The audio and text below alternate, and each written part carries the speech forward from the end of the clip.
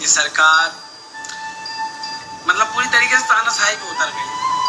मैं कहता हूँ लोकतंत्र में ना अहंकारी संवाद होना चाहिए और संवाद के दरवाजे दोनों तरफ से खुले होने चाहिए।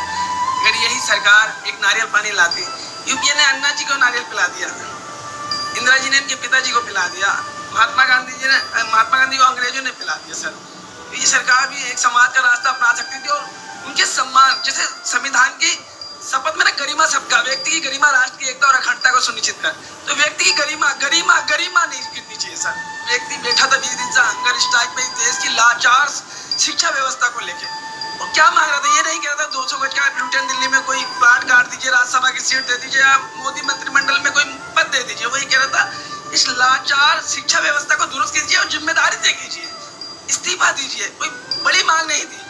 जिस तरीके से नए नवेले दिल्ली पुलिस कमिश्नर अनुराग कुमार जी आए और उन्होंने एक पुलिसिया डंडे और जूते से एक खूबसूरत लोकतंत्र को कुचलने की जो कोशिश करी, उसके वो बधाई के पात्र है। आज मुझे बहुत खुश होगा, उनके दरबार में उनको सोनीपत मिली।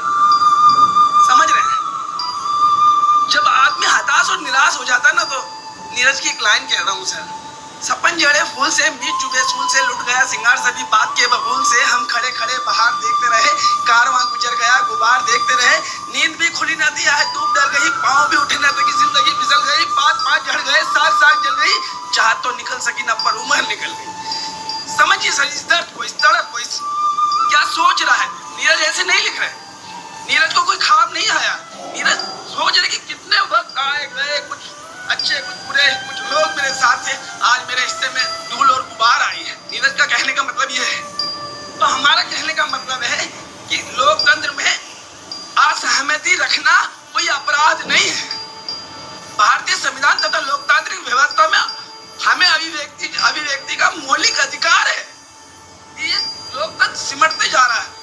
मैं जंतर मंतर पे ऐसे भाग के आया कि जब गांधी जी ने कहा ना, मुझे पीटा और वो रोने लगे। मैं कहा यार मुझे भी पीटना चाहिए, मेरे शरीर की मांसपेशियां मेरी हाथ से लड़ने लग गई। कैसे खड़े हो, कैसे बैठे हो चुप्पी के अंदर, चलो यार पिटाई खाएंगे।